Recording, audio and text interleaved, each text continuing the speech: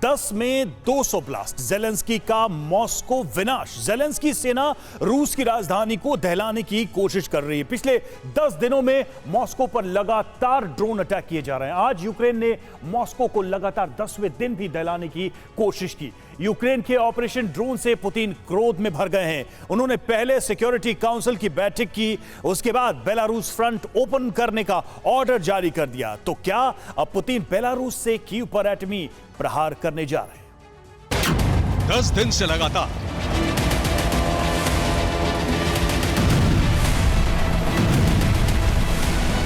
Moscow पर drone प्रहार।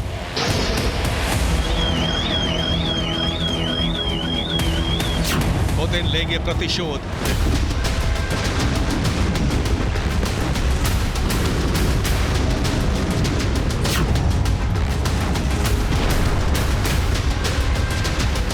Kyiv पर स्कंदर विस्फोट।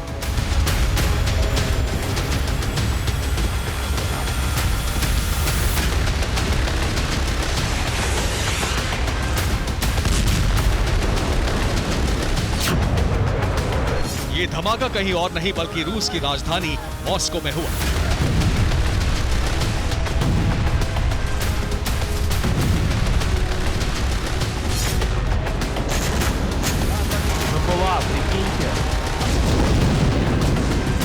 सुबह सुबह यूक्रेनी फोर्स ने मॉस्को के 4 इलाकों को इसी तरह से दहलाने की कोशिश की। सुबह सुबह मॉस्को के ऊपर यूक्रेनी ड्रोन का जत्था पहुंचा, लेकिन मॉस्को में तैनात एयर डिफेंस सिस्टम ने इन्हें तबाह कर दिया।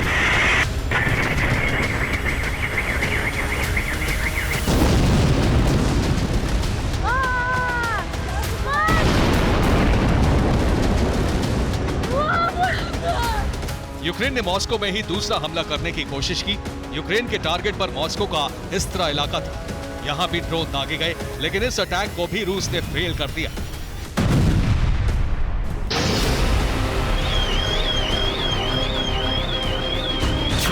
यूक्रेन ने मॉस्को के पास मौजूद तुला इलाके को भी दहलाने की कोशिश की, लेकिन उससे कामयाबी नहीं मिल सकी। तुला के आसमान में पहुंचे सभी ड्रोन हवा में ही तबाह कर दिए गए। मॉस्को के नाखाबिनो में यूक्रेन का ड्रोन अटैक सफल हो गया। यहां यूक्रेनी फोर्स ने रूस के सप्लाई स्टोर को तबाह कर दिया।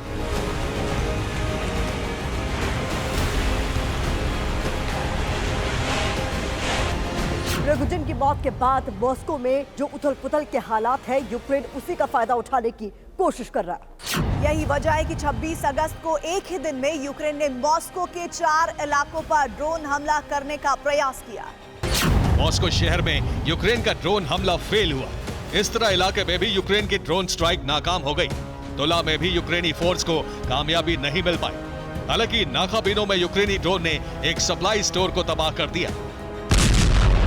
यूक्रेनी फोर्स पिछले 10 दिनों से लगातार मॉस्को को टारगेट करने की कोशिश कर रही है।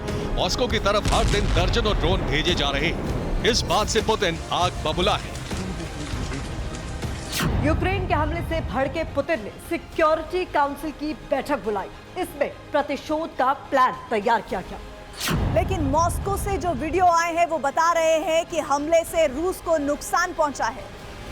बैठक में पुतिन ने अपने वॉर कमांडर्स के साथ कीव को तबाह करने का नया ब्लूप्रिंट तैयार कर लिया है। कीव को पस्त और ध्वस्त करने के लिए 3 तरह की रणनीति बनाई गई है। रूसी सेना अब इसी रणनीति के तहत विध्वंसक प्रहार करने वाली है।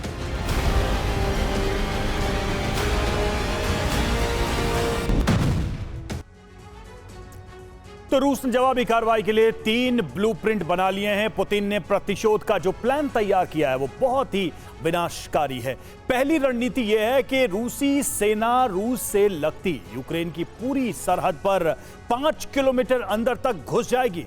न सिर्फ घुस जाएगी बल्कि 5 किलोमीटर की चौड़ाई में एक डिफेंस लाइन तैयार कर लेगी। ग्राफिक्स के जरिए हम आपको दिखाने की कोशिश कर रहे हैं। यूक्रेन के अंदर रूस की डिफेंस लाइन कुछ इस तरह की होगी। यहां से रूसी सेना न सिर्फ यूक्रेन के हमलों को रोकेगी बल्कि यूक्रेनी शहरों पर बारूद भी बरसाएगी। अपनी दूसरी रणनीति के तहत पुतिन यूक्रेन की राजधानी कीव की घेराबंदी करेंगे। इसके लिए चेचन और वैगनर लड़ाकों की मदद ली जाएगी। ऐसा इसलिए क्योंकि चेचन और वैगनर फाइटर अर्बन वॉरफेयर में कुशल हैं, ट्रेंड हैं, मतलब इन्हें शहरों में, इंसानी बस्तियों में, घनी आबादी में युद्ध लड़ने का तजुर्बा हासिल है, महारत हासिल है। रूस ने चेचन लड़ाकों को यूक्रेनी बॉर्डर के पास भेजना शुरू कर दिया है। वहीं वैगनर को मजबूत बनाया जा रहा है ताकि कीव को उसके घुटनों पर लाया जा सके। तीसरी रणनीति के तहत पुतिन बेलारूस फ्रंट खोलने वाले हैं। यहां से इस्कंदर मिसाइलों से बड़े हमले की तैयारी है। आशंका है कि पुतिन बेलारूस की तरफ से परमाणु हमला करने वाले हैं। कीव पर परमाणु हमले का खतरा उस वक्त बढ़ गया जब पुतिन ने बेलारूस में अपनी इस्कंदर मिसाइलों को सीक्रेट वॉरहेड से लैस कर दिया। दावा किया जा रहा है कि यह सीक्रेट वॉरहेड असल में एटमी वॉरहेड है। यही एटमी बारूद अब यूक्रेन की राजधानी पर बरसने वाला है।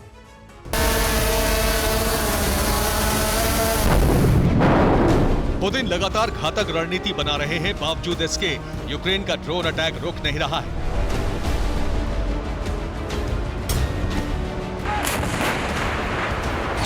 छब्बीस अगस्त की सुबह मॉस्को ड्रोन हमले से दहल उठा। मॉस्को के एयरपोर्ट को बंद करना पड़ा, ट्रैफिक ठप हो गया, हवा में फाइटर जेट गरजने लगे।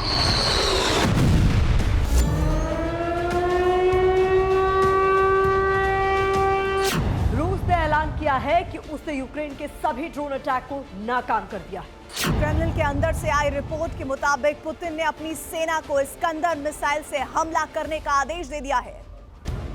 यूक्रेनी फोर्स की हिमाकत से आजिज आ चुके पुतिन अब बेलारूस फ्रंट खोलने वाले हैं। बेलारूस की तरफ से कीव पर भीषण प्रहार का प्लान बनाया गया है।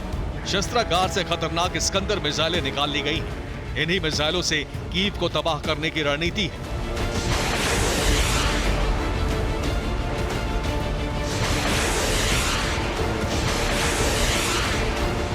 बेलारूस में इस्कंदर मिसाइलों से कीव पर हमले की प्रैक्टिस शुरू हो गई। जिन इस्कंदर मिसाइलों से युद्धाभ्यास हो रहा है उनमें स्पेशल और सीक्रेट वॉरहेड लगा है।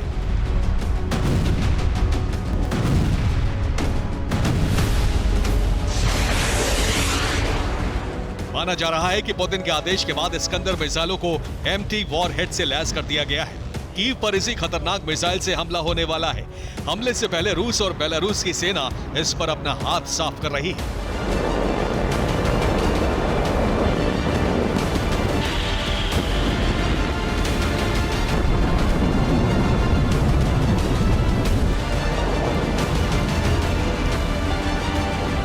बेलारूस में जिस किस्म की तैयारियां हो रही हैं, वो ऐलान कर रही हैं कि अब पुतिन ने एटमी विकल्प पर काम शुरू कर दिया है। कीव पर बेलारूस की तरफ से ही एटमी हमला हो सकता है। बेलारूस से इस बात के संकेत आने शुरू हो गए हैं।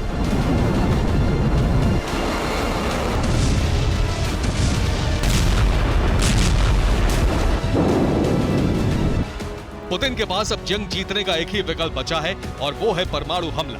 पुतिन पर दबाव बहुत बढ़ता जा रहा है। ऐसे में वो जल्द ही परमाणु प्रलय का बटन दबा सकते हैं। अगर ऐसा हुआ तो एटमी महायुद्ध की शुरुआत हो जाएगी। रूस और नेटो में ऐसी जंग होगी कि कई देश समाप्त हो जाएंगे। Bureau report, TV9 Bharat.